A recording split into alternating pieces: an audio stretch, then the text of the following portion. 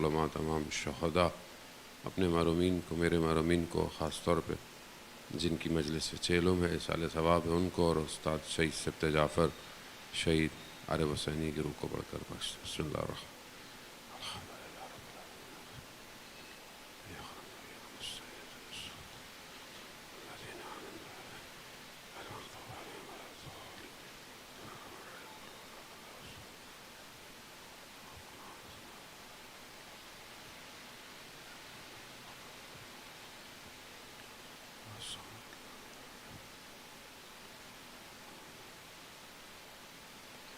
امام زمانہ کی سلامتی کے لیے ایک دفعہ صلوات بھیج۔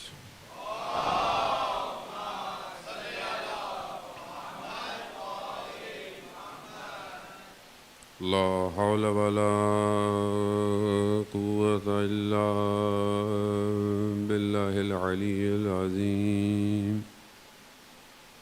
حسبنا اللہ ونعم الوکیل، نعم المولا ونعم النصیر۔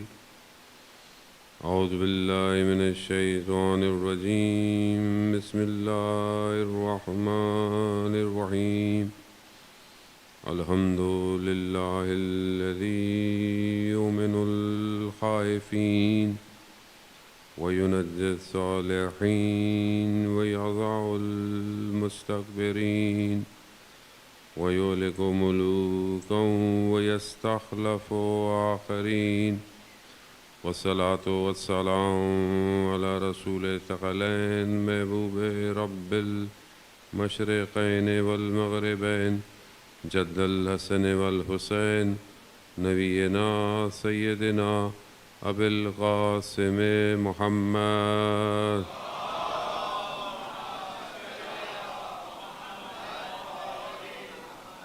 وعلی آلہ الطیبین الطاہرین المعصومین، لا سیما بقیت اللہ فی الارضین، روحی وارواحنا لتراب مقدم الفدا، ولعنۃ اللہ علی اعدائہم اجمعین۔ بسم اللہ الرحمن الرحیم۔ رب اشرح لی صدری ویسر لی امری واحلل عقدۃ من لسانی یفقہوا قولی، اما بعد فقد قال اللہ تبارک و تعالی فی کتاب الحکیم والقرآن المجید، وما خلقت الجن والانس الا لیعبدون۔ صلوات بھیجے محمد والے۔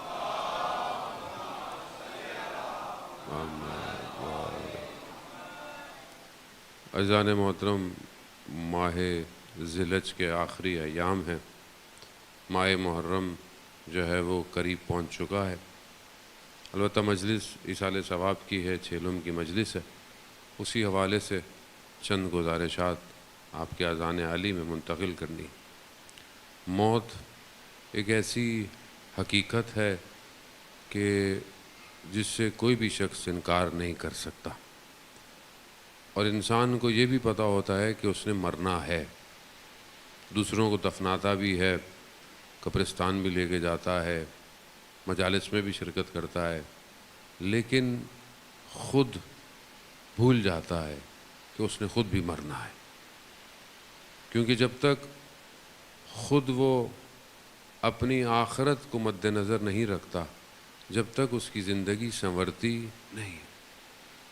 انسان تھوڑی سی دیر موت کو جب دیکھتا ہے، کسی کو اپنے سامنے دنیا سے جاتا ہوا، تو تھوڑی دیر کے لیے اس کے وجود میں ایک تلنگر، ایک بیداری آتی ہے، لیکن دنیا اتنی اٹریکٹیو ہے کہ وہ تھوڑی دیر بعد پھر بھول جاتا ہے، دفنا کے آتا ہے، حالانکہ سب کرتا ہے، تھوڑی دیر بعد بھول جاتا ہے۔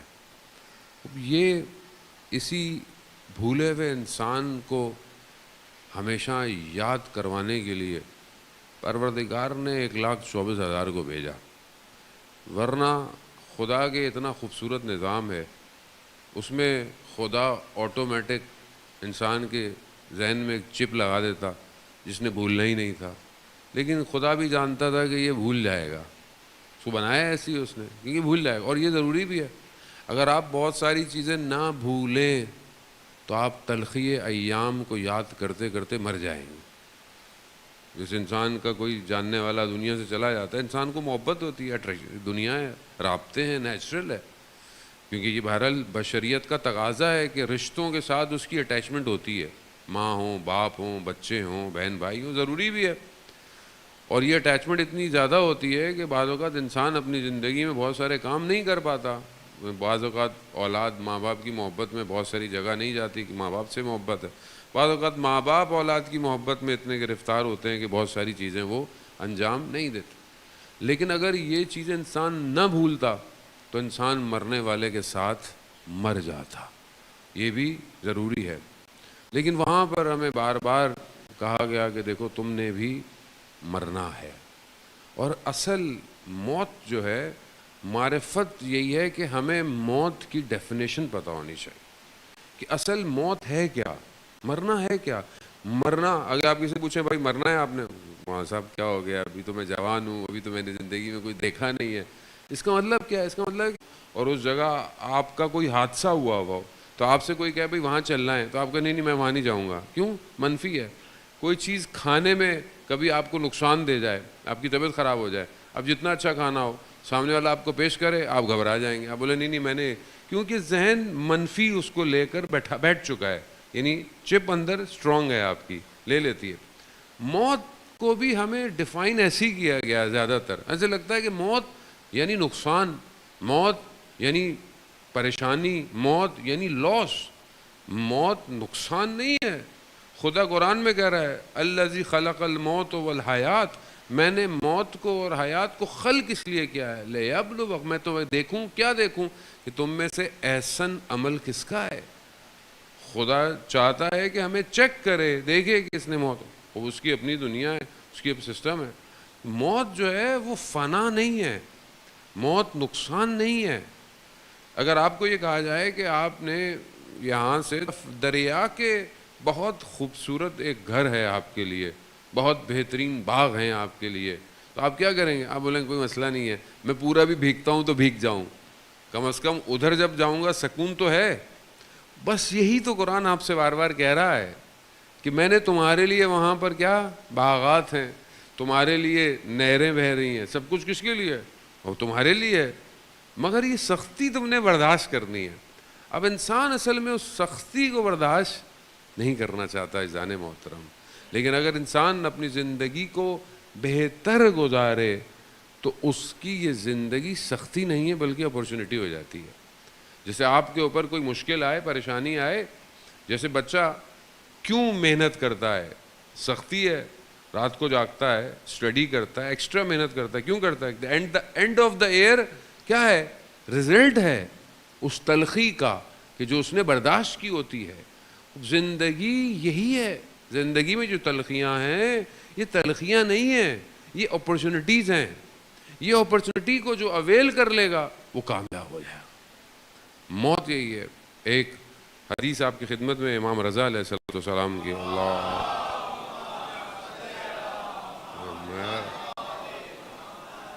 امام سے سوال پوچھا شخص جس نے حدیث کو بیان کیا، کہتا ہے میں نے مولا سے پوچھا کہ کیفا اصبحت، کہ مولا آپ نے صبح کیسے کرتے ہیں، یعنی آپ کی صبح کیسے ہوتی ہے؟ تو امام دو تین باتیں بیان کرتے ہیں کہ صبح میری کیسے ہوتی ہے۔ امام فرماتے ہیں کہ میری صبح ایسے ہو رہی ہے کہ میری زندگی کا ایک دن کم ہو رہا ہے۔ میری صبح ایسے ہو رہی ہے کہ میری زندگی کا ایک دن کم ہو رہا ہے۔ دیکھنے کو تو ڈیجٹ جو ہے وہ بڑھ رہا ہے، یعنی ہمارے ہاں لوگ سالگرہ جیسے مناتے ہیں کہ جی ماشاءاللہ بچہ آج سال کا ہو گیا، 5 سال کا ہو گیا، 10 سال کا ہو گیا، ہم کہہ رہے ہیں بڑا ہو رہا ہوتا ہے، لیکن کیونکہ موت کی ڈیٹ ڈیفائن ہے، ہمیں نہیں پتا، لیکن خدا کی بارگاہ میں، خدا کے علم میں موت کی ڈیٹ ہماری کنفرم ہے، تو ہمارا جو ڈیٹ کا گراف ہے وہ بڑھ نہیں رہا، بلکہ ہم اصل میں منفی جا رہے ہیں، نیگیٹو جا رہے ہیں۔ اب اس کے مرنے میں اب ہمیں تو نہیں پتا، مثال کے طور پر کسی نے 20 سال میں دنیا سے جانا ہے، اللہ کو پتا ہے، تو وہ 18 سال کی سالگرہ مناتے ہوئے کیا خوش نہیں ہوگا؟ اسے پتا ہے کہ 2 سال بعد تو کہانی تمام ہو جائے گی۔ تو یعنی ہم جتنا بڑھ رہے ہیں اصل میں ہم اپنی موت کے قریب جا رہے ہیں، اور جس طرف انسان بڑھ رہا ہو اس کی تیاری کرنی چاہیے، لیکن ہم اس کی تیاری کر رہے ہوتے ہیں جو چھوڑ کے جا رہے ہیں ہم لوگ۔ تو امام فرماتے ہیں کہ میں صبح ایسے کرتا ہوں کہ میرا ایک دن زندگی کا کم ہو رہا ہے، موت ہے، تو کیا میں جب ایسے اٹھوں کہ آج میری زندگی کا ایک دن کم ہو گیا تو آپ کی کیا فیلنگ ہوگی؟ جیسے آپ کو کوئی ٹاسک دیا جائے کہ آپ نے 30 ڈیز میں اس پروجیکٹ کو کمپلیٹ کرنا ہے اور آپ روز صبح اٹھیں اور آپ نے کچھ نہ کیا ہو، تو اب آپ کیا ہوں گے کہ میرے تو 28 دن رہ گئے، میرے تو 20 دن رہ گئے، میرے تو 10 دن رہ گئے. تو ہمیں کون سا ٹاسک دیا گیا ہماری زندگی میں؟ اور ڈیٹ ہمیں نہیں پتا، کسی کو بھی نہیں پتا. کوئی جوانی میں چلا جائے، کوئی بڑھاپے میں چلا جائے، کسی کو نہیں پتا. ٹاسک کیا ہے؟ ٹاسک وما خلقت الجن والانس الا لیعبدون، میں نے جن اور انس کو خلق ہی نہیں کیا مگر سوائے بندگی کے اور عبادت کے. تو یہ بندگی میں انجام دے رہا ہوں کہ نہیں دے رہا؟ اگر میں بندگی انجام دے رہا ہوں تو میں ابھی مر جاؤں، مجھے کیا فرق پڑتا ہے؟ اور اگر میں نے بندگی انجام نہیں دی تو میں 100 سال بھی زندہ رہ لوں، 700 سال بھی زندہ رہ لوں، تو میں نے کیا کیا؟ حضرت نوح علیہ السلام 2500 سال زندہ رہے. 2500 سال بہت ہوتے ہیں. آج کل تو ویسے ہی بہت شارٹ لائف ہے ہماری، تو ویسے بھی 60 سال بھی آج تو بہت مشکل سے کوئی جی لے. تو ویسے ہی بیماریاں، ہمارے اپنی زندگی کا روٹین، کھانا پینا، جوان جو ہے وہ اتنی جلدی چلا جاتا ہے. پھر حادثے اپنی جگہ الگ ہوتے ہیں. حضرت نوح علیہ السلام جب اپنے آخری ایام میں تھے اور جب ملک الموت تشریف لائے تو انہوں نے کہا کہ بس میں آ گیا ہوں. تو وہ دھوپ میں، روایات کہتی ہے کہ لیٹے ہوئے تھے، تو انہوں نے کہا کہ مجھے چھاؤں میں جانے دو. جب ان سے پوچھا کہ 2500 سال کیسے گزرے تو یہ کہتے ہیں کہ دھوپ سے چھاؤں میں جانے کا نام زندگی ہے. یہی زندگی. اور ہماری زندگی تو ویسے بھی کچھ بھی نہیں ہے. آپ سوچیں نا کہ ہم زندہ ایسے رہ رہے ہیں. وہی اہل بیت کے کلام سے بہتر کوئی کلام نہیں ہو سکتا. قالا امیر المومنین علی ابن ابی طالب علیہ الصلوۃ والسلام اللہم صلی علی محمد. امام ارشاد فرماتے ہیں کہ مجھے تعجب ہوتا ہے اس شخص پر کہ جو اپنی ساری زندگی کمانے میں خرچ کر دیتا ہے اور پھر اپنی کمائی کو اپنی صحت پہ خرچ کر دیتا ہے، اور زندہ ایسے ہے جیسے اس میں مرنا ہی نہیں ہے، اور جب مرتا ہے تو ایسے جیسے کبھی زندہ تھا ہی نہیں. تو ہم ایسے ہی زندہ رہ رہے ہیں. ہم ایسے زندہ رہ رہے ہیں جیسے ہم نے پتہ ہی نہیں ہے کہ ہم نے مرنا بھی ہے کہ نہیں ہے.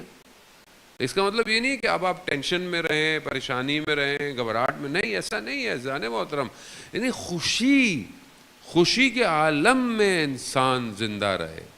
جیسے ہم چاہ رہے، جس امام کے ماننے والے ہیں وہ کہتے تھے کہ موت مجھے بالکل کس طرح ہے، تو موت میرے لیے تو ایسی کوئی چیز ہی نہیں جس سے انسان گھبرائے. کربلا کے جو آپ کے سامنے جو اصحاب سید الشہداء علیہ السلام ہیں، یا جوانان جو ہیں کربلا کے، وہ کیسے ہیں؟ کہ حضرت علی اکبر سے جب پوچھا گیا کہ موت، کہا بابا اگر ہم حق پر ہیں تو کیا فرق پڑتا ہے، ہم موت پہ جا پڑے یا موت ہم پہ آ پڑے. اس کا مطلب کیا؟ اس کا مطلب ہے موت لاس نہیں ہے. اس کو جب تک ہمیں معرفت حاصل نہیں ہوگی ہماری زندگی بہتر نہیں ہو سکتی. تو امام فرماتے ہیں کہ میں صبح ایسے کرتا ہوں میری زندگی کا ایک دن کم ہو رہا ہے. دوسرا، امام فرماتے ہیں کہ میں صبح ایسے کرتا ہوں کہ میرے زندگی کے اعمال محفوظ کیے جا رہے ہیں. یعنی جو بھی ہم عمل انجام دے رہے ہیں وہ سیف ہو رہا ہے. جیسے آپ اپنے موبائل پہ کوئی ڈیٹا سیو کرتے ہیں، تصویریں کھینچتے ہیں، ویڈیو بناتے ہیں، وہ سیف ہو رہی ہے. آپ ایک ایک چیز آپ کی جو ہے وہ صلوات بھیجتے محمد والے میں.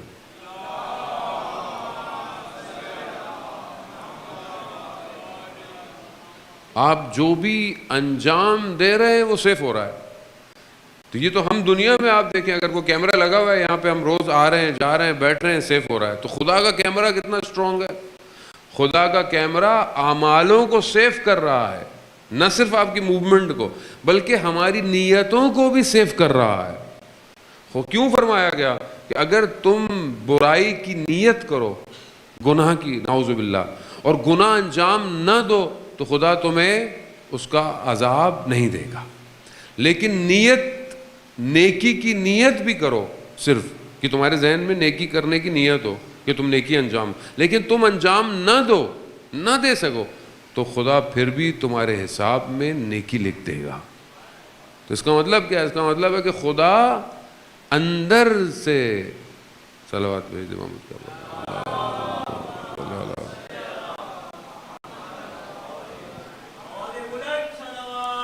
اللہم صلی علی محمد،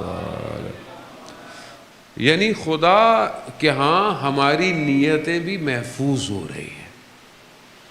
تو یہ بہت آسان سا ہے کہ آپ انسان کم سے کم نیت تو اچھی رکھے، اور یہ بہت ضروری ہے۔ جس معاشرے میں ہم زندہ ہیں وہاں پر پازیٹیو سوچ رکھنا امپورٹنٹ ہے، کیونکہ معاشرہ ایسا ہو گیا ہے کہ انسان نیگیٹو رہتا ہے ہر وقت، میڈیا نیگیٹو کرتا ہے، باہر جائیں ہر چیز نیگیٹو ہے، اور انسان بھی سوء ظن زیادہ رکھتا ہے، حسن ظن کم، جبکہ کہا گیا ہے کہ حسن ظن رکھو۔ یہاں پر انسان غیبت کرتا ہے، بیٹھتا ہے انسان تیسرے شخص کی، کیونکہ ہمارے پاس جب اچھی گفتگو نہ ہو تو ہم تیسرے شخص کی برائی کرتے ہیں، ظاہر ہے۔ تو جب تیسرے شخص کی انسان برائی کر رہا ہے تو کیا ہوتا ہے؟ غیبت ہو رہی ہے، پتہ نہیں اس نے وہ انجام دیا ہے کہ نہیں دیا۔ ایک شخص کہ جس کو لائف آفٹر ڈیتھ ایکسپیرینس ہوا، یعنی مرنے کے بعد کیا ہوتا ہے، وہ دنیا میں کئی لوگوں کو ہوتا ہے، کسی کا ایکسیڈنٹ ہو جاتا ہے، کوئی آپریشن میں کوما میں چلا جاتا ہے، کئی لوگ دنیا میں ایسا ہوتا ہے۔ تو وہ اس کا ایکسیڈنٹ ہوا، وہ گرتا ہے، تو اس کا آپریٹ تھا شاید آنکھ کا، 3 منٹ یا پتہ نہیں کتنے منٹ میں جس نے ڈاکٹر نے ڈیسیجن لینا تھا کہ اس کو آپریٹ کریں یا نہ کریں، کیا کریں، لیکن اتنی دیر میں وہ کوما میں چلا گیا۔ اور وہ کہتا ہے کہ میں نے دیکھا میرے سامنے میز پر ایک پوری بڑی فائل کھلی ہوئی ہے، میں سمجھ گیا کہ میں مر گیا ہوں، اب میرا حساب کتاب ہو رہا۔ تو دیکھا کہ جس دن وہ بالغ ہوا تھا، مرد جوان جو ہوتا ہے لڑکا، آپ کو پتہ ہے کہ 14 سال کے آس پاس اور بلوغت کی نشانی ہے، بالغ ہو جاتا ہے، اور جب وہ بالغ ہو جاتا ہے تو اس کے اوپر نماز، روزہ، یہ ساری چیزیں کیا ہیں؟ واجب ہو جاتی ہیں۔ وہ کہہ رہا ہے جس دن میں بالغ ہوا اس دن سے میری فائل ڈیٹ کے ساتھ کھلی ہوئی تھی، پہلا صفحہ، نماز پڑھی، کیسے پڑھی، پہلی نماز، اس کے ساتھ پوری ڈیٹیل، پھر اگلا صفحہ۔ اچھا وہ بچہ جو لڑکا تھا وہ مذہبی لڑکا تھا، یعنی مسلمان، مذہبی، ماتمی، عزادار، سب ایسی تھا، لیکن وہ اپنی فائل پیج پلٹتا ہے، آج اس نے نیک کام کیے، رات یعنی جب صفحے کے آخر میں پہنچتا تھا تو اس کے اعمال ڈیلیٹ ہو رہے تھے، یعنی جو اس کی نیکیاں تھیں وہ اڑ رہی تھیں۔ کیوں؟ سارا دن محنت کی، رات کو غیبت کر دی۔ اور آپ کو پتہ ہے تمہارے اعمال نیک اس کے حصے میں چلے جائیں گے۔ اب آپ کر لیں، پہلے ہمارے نیک اعمال نہیں ہیں، ہم پہلی مائنس میں زندگی گزار رہے ہیں، تو رہی صحیح جو ہے وہ بھی چلے گئے۔ تو عزیزان محترم، معاشرہ، ہم جب آج کل انسان اعتراض کرتا ہے نا کہ یہ خراب ہے، یہ خراب ہے، یہ خراب ہے، یہ خراب کیا ہے؟ یہ خراب ہم خود خراب ہیں، دوسرا تھوڑی خراب ہے۔ یہ جن کو ہم کہتے ہیں لوگ خراب ہیں، یہ لوگ کوئی مارس سے تھوڑی اترے ہوئے ہیں یا پلوٹو سے ہیں، یہیں سے دنیا میں کیسے صحیح کرے گا؟ پہلے ہم تو پازیٹیو ہو جائیں۔ جب آپ پازیٹیو ہوں گے تو معاشرہ خود بخود پازیٹیو ہو جائے گا۔ یہ بہت ضروری ہے، کیونکہ میرا ہر عمل محفوظ۔ اب آپ بولیں گے ہم کیوں اچھے ہوں، فلانا برا ہے، فلانی یہ ہے، فلانا وہ ہے۔ آپ سے آپ کا حساب کتاب لیا جائے گا، آپ سے دوسرے کا نہیں پوچھا جائے گا۔ اگر آپ کو یہ معرفت ہو کہ میں نے قبر میں میں نے جواب دینا ہے، تو انسان کبھی بھی، عزیزان محترم، قبر کے اندر سب سے زیادہ عذاب زبان کی وجہ سے ہے، سب سے زیادہ عذاب، غیبت، تہمت، بد اخلاقی، 200 گناہ شہید دستغیب شیرازی نے گناہ کبیرہ کے اندر بیان کی ہیں۔ زبان سب سے، اگر انسان کی زبان ٹھیک ہو جائے، آج کتنی معاشرے میں برائیاں ختم ہو جائیں گی۔ آج فساد، لڑائیاں، جھگڑے، خاندان میں نفرتیں، طلاقیں، سب کس کی وجہ سے؟ زبان کی وجہ سے. اگر آپ جانے معاشرہ یہی چاہیے. اللہ نے نبیوں کو اسی معاشرے کی اصلاح کے لیے بھیجا تھا، مگر مولا کائنات نہیں جانتے تھے کہ انسان جو ہے وہ میزائل بنا لے گا، اسپیس بنا لے گا، چیٹ جی پی ٹی بنا لے گا، آرٹیفیشل انٹیلیجنس بنا لے گا. پتہ تھا ان کو، انہوں نے کیوں نہیں بتایا؟ انہیں پتہ تھا انسان یہ سب بنا لے گا، مگر انسان نہیں بن پائے گا. نہج البلاغہ انسان بننے کا فارمولہ ہے. اسی لیے مولا امیر فرماتے ہیں، کیا فرماتے ہیں؟ انسان اپنی زبان کے پیچھے پوشیدہ ہے.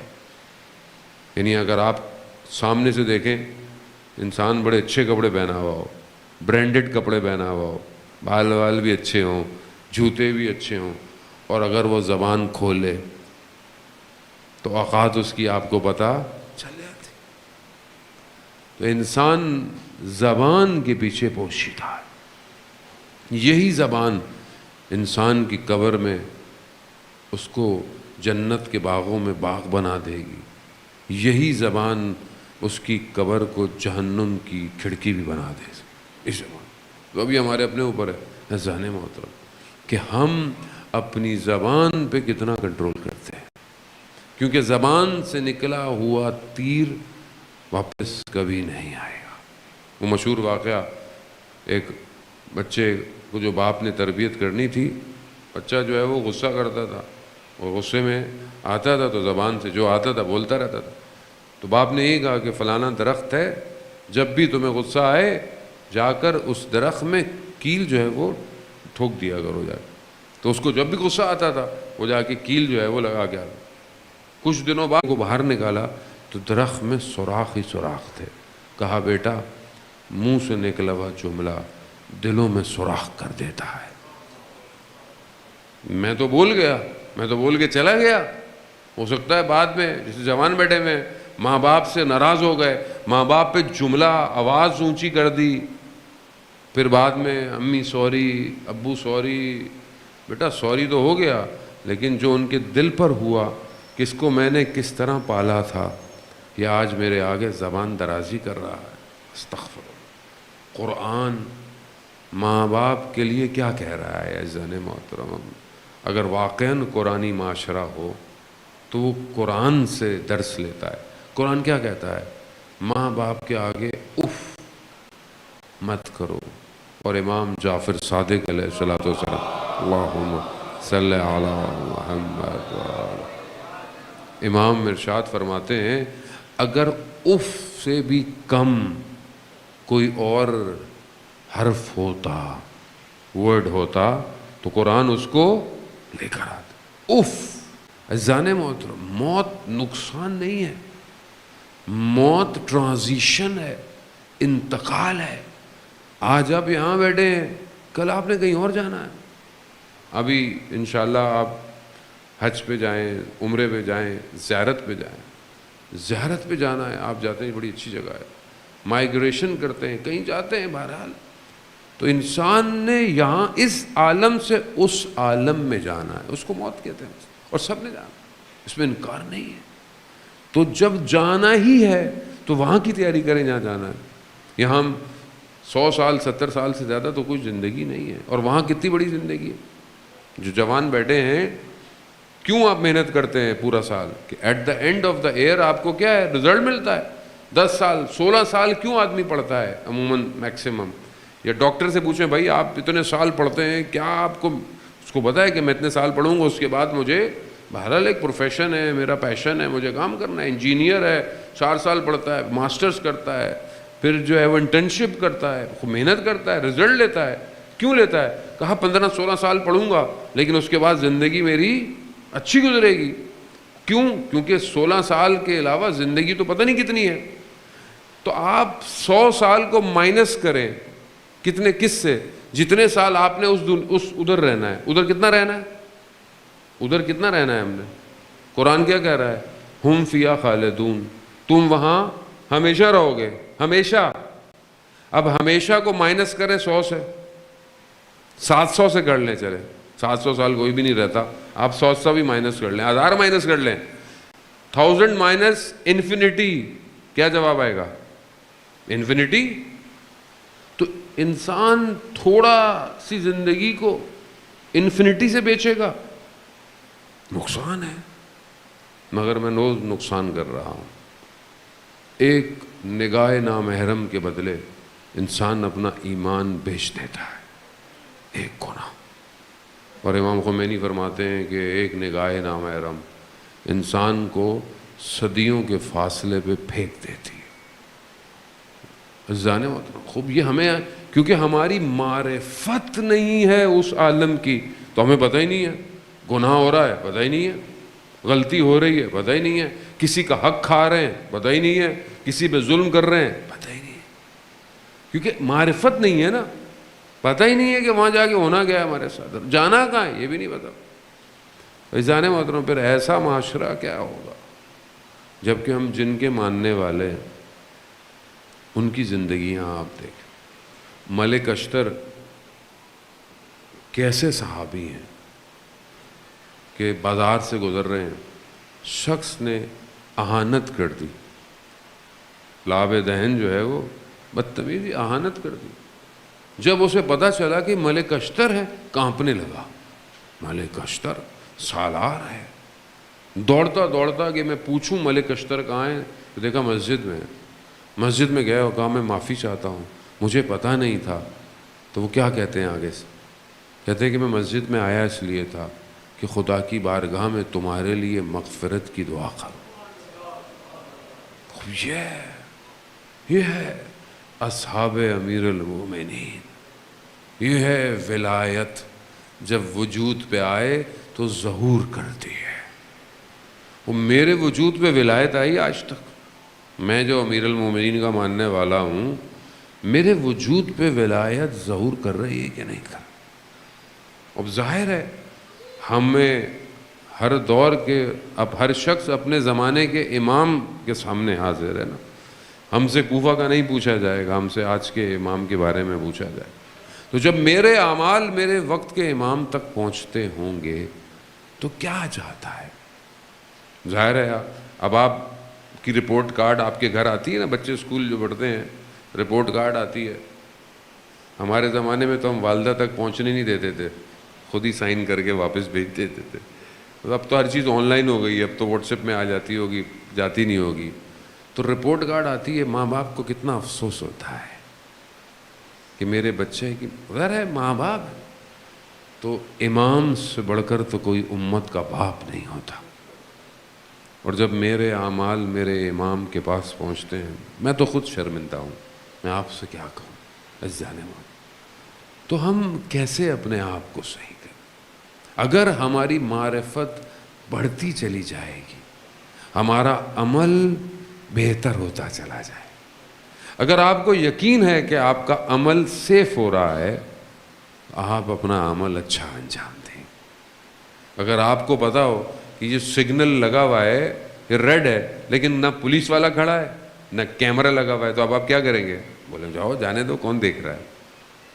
لیکن یہاں خدا کا کیمرہ 48 میگا پکسل نہیں ہے، خدا کا کیمرہ اندر تک زوم کرتا ہے.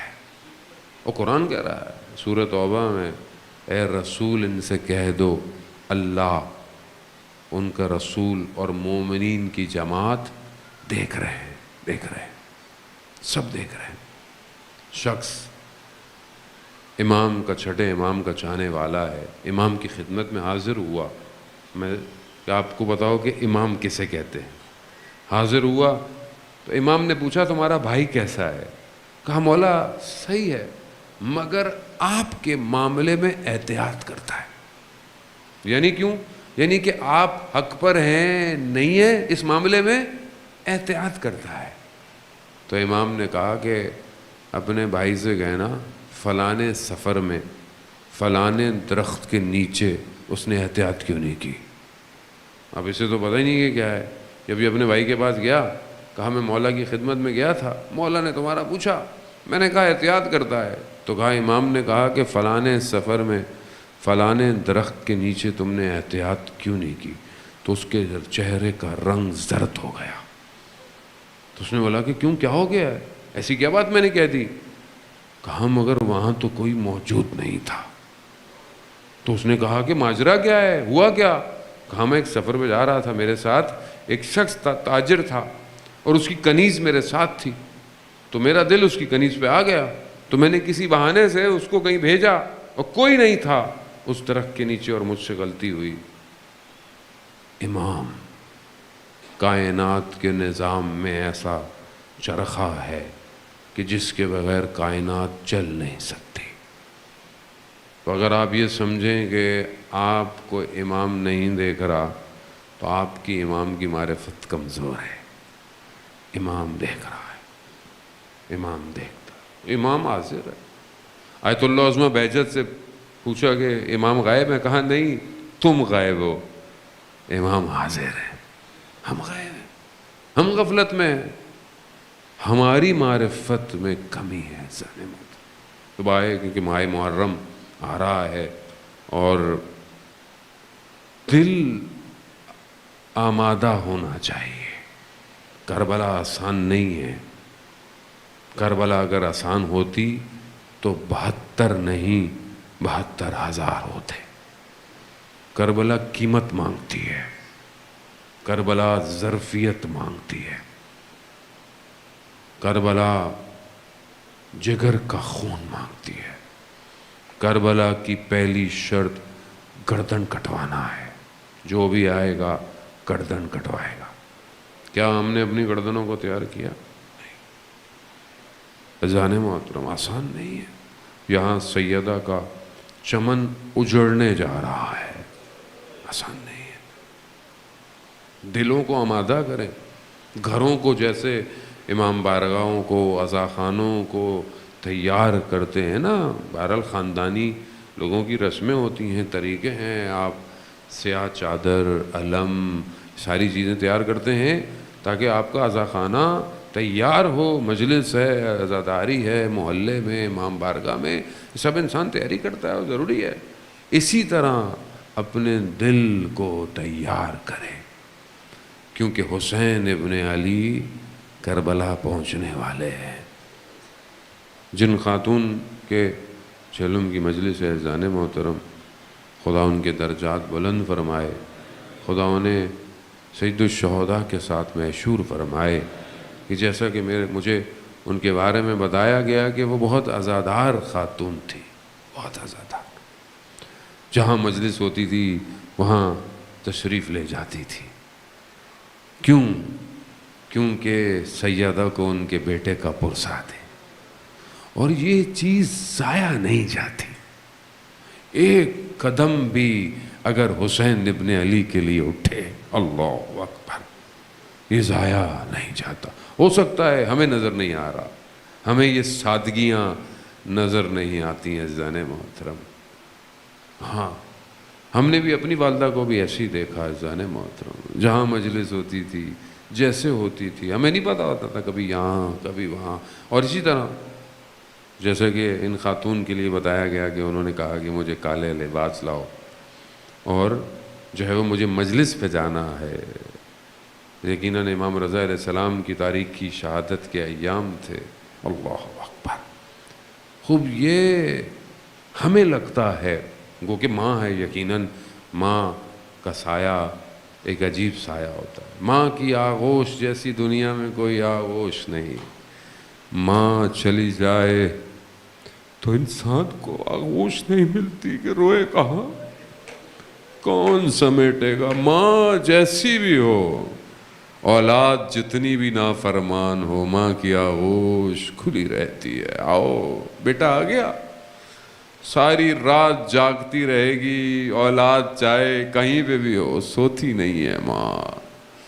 ماں کیسے ہو سکتا ہے عزیزان محترم؟ لیکن بہرحال ماں نے جانا ہوتا ہے دنیا سے۔ خوش قسمت ہیں وہ لوگ عزیزان محترم جن کی مائیں زندہ ہیں۔ اپنی ماؤں کی خدمت کریں، ماؤں کے پاؤں۔ یہ چیزیں شاید جوانی میں سمجھ نہیں آتی ہیں انسان کو، لیکن جب انسان بڑھاپے کی طرف جاتا ہے، اور جب انسان خود ماں یا باپ بن جاتا ہے، تو اسے پتہ چلتا ہے کہ ماں باپ نے کتنی زحمت کی تھی۔ عزیزان محترم، اولاد نہیں سمجھتی ان باتوں کو، کیوں ماں اتنی پریشان، نہیں سمجھتی۔ عزیزان محترم، بس یہ ماں ہی ہوتی ہے جس کی وجہ سے آج آپ عزاداری میں بیٹھے ہوئے ہیں۔ یہ ماں ہی ہے، جب آپ پیٹ میں تھے نا تو بھی وہ حسین کرتی تھی، یہ اس ماں کی وجہ سے۔ خدا ان ماؤں کو جو دنیا سے چلی گئی ہیں ان کے درجات کو بلند فرمائے۔ عزیزان، مگر کیا کریں، ایک ماں مدینہ چھوڑنے والی ہے۔ ماہ محرم کا چاند ان قریب نکلنے والا ہے، اور ایک بیمار ماں جس کی پسلیاں بھی ٹوٹی ہوئی ہیں مدینہ چھوڑ دے گی۔ گلی گلی، گاؤں گاؤں، شہر شہر، اللہ اکبر، حقیقت ہے یہ۔ ایک بہت بڑے عالم دین کاشان کے، جو کہ بہت بڑے مشہور مجلس پڑھنے والے تھے، کہا میں گزر رہا تھا تو ایک بوڑھی خاتون مجھے ملی، کہا کہ میرے ہاں مجلس پڑھیں گے، عاشورہ اول 10 دن تھے، بڑے خطیب تھے، ٹائم نہیں تھا، تو کہا کہ میں یہ ان سے کہوں کہ میں نہیں پڑھ سکتا تو بزرگ خاتون ہے، برا مان جائیں۔ تو میں نے ایسا وقت بتایا جس وقت میں لوگ مجلس نہیں پڑھواتے، دوپہر کا وقت، لیکن جیسے ہی میں نے کہا تو ان کا مسئلہ نہیں ہے، آپ آ جائیے گا پڑھنے۔ کہا میں پڑھنے چلا گیا۔ کہا 9 دن میں ان کے ہاں جاتا تھا، بوڑھی سی عورت، چند بوڑھی عورتیں محلے کی، اور بس میں جاتا تھا، مصائب پڑھتا تھا اور چلا۔ 10 محرم کو میں ساری مجلسیں ظہر سے پہلے پڑھتا تھا، ان کو بتانا بھول گیا، میں بھی نہیں گیا۔ کہا ظہر سے پہلے تھوڑی دیر کے لیے میں استراحت کرنے لیٹا، میری آنکھ لگ گئی، میں نے خواب میں کیا دیکھا، بی بی سیدہ تشریف لائیں اور مجھے کہتی ہیں شیخ تم بھول گئے وہ بوڑھی عورت تمہارا انتظار کر رہی ہے۔ اللہ! کہا میں ایک دم گھبرا کے اٹھا، گرمی کے دن تھے، جلدی جلدی لباس پہنا، دوڑتا ہوا میں نے دیکھا وہ خاتون بوڑھی گلی کے کونے پر کھڑی میرا انتظار کر رہی ہے۔ جیسے اس نے مجھے دیکھا، کبھی وہ اپنے گھر جاتی ہے، کبھی گلی کے کونے پہ آتی ہے، کبھی گھر۔ میں نے کہا کہ مجھے دیکھ لیا ہے، چلی کیوں نہیں جا رہی، میں آ رہا ہوں۔ جیسے ہی میں پہنچا تو بوڑھی عورت کہتی ہے شیخ تم نے دیر کر دی، خود سیدہ مجلس میں تشریف لائی ہے۔ اللہ اکبر، اللہ! ماں ہے نا، کس طرح حسین کو پالا ہے یہ ماں جانتی ہے۔ عزیزان محترم، سلام ہو اس ماں پر جو دیوار کے سہاروں سے چلتی تھی، جس نے بچوں کو یہ پتہ نہ چلنے دیا کہ کتنی پسلیاں ٹوٹی ہوئی ہے۔ آخری دن آیا ماں کا، بچوں کو نہلایا، کنگھی کی، تیار کیا، اپنے ہاتھوں سے کھانا کھلایا، اور بچے سے خوش ہو گئے کہ آج ہماری ماں پہلے سے بہت بہتر ہے۔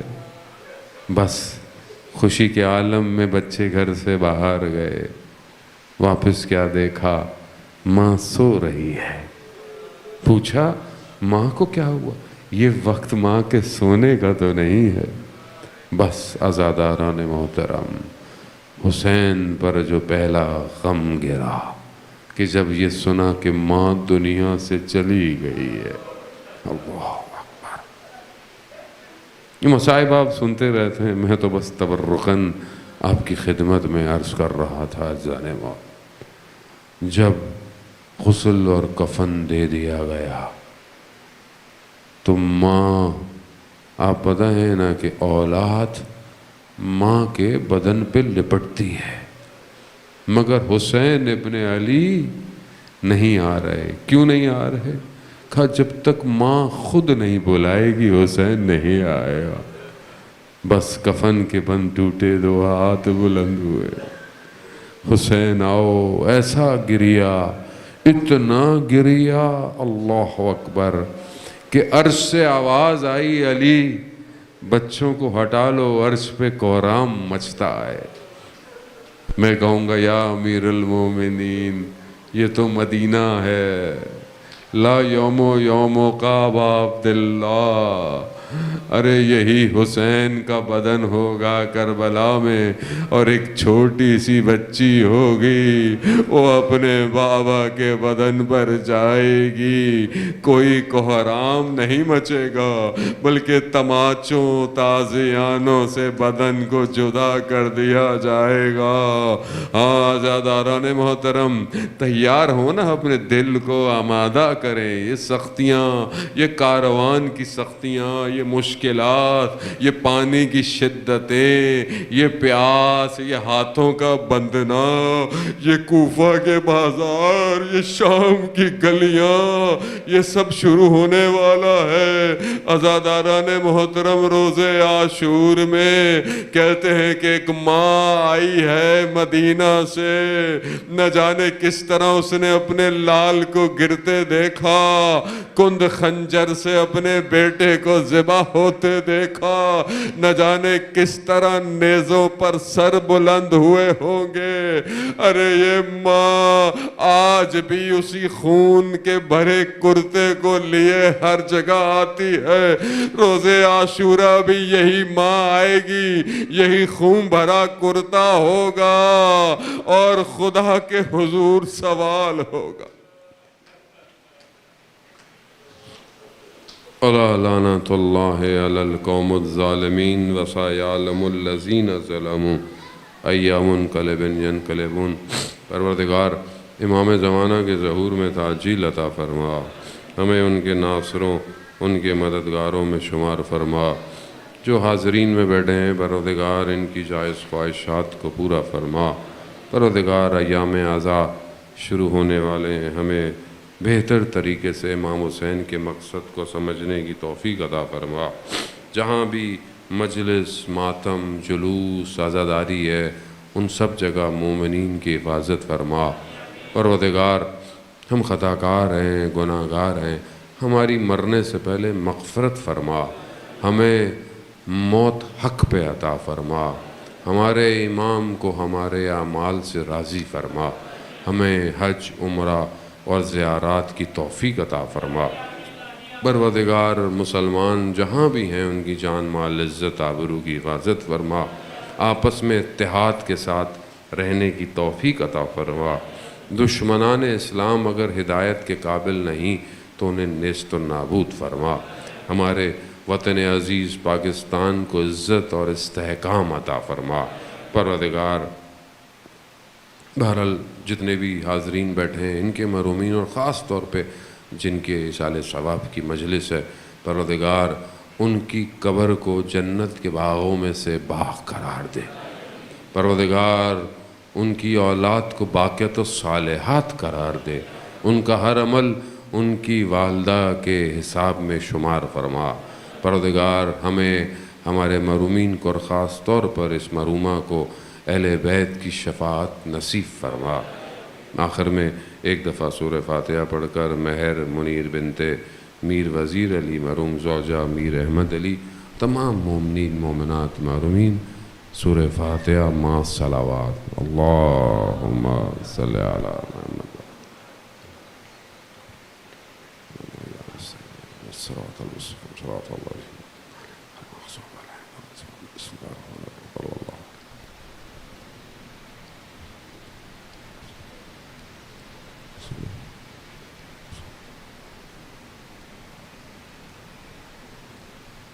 اللہم ارزقنا زیارت الحسین فی الدنیا و شفاعتہ فی الآخرہ۔ صلوات بیت محمد والے۔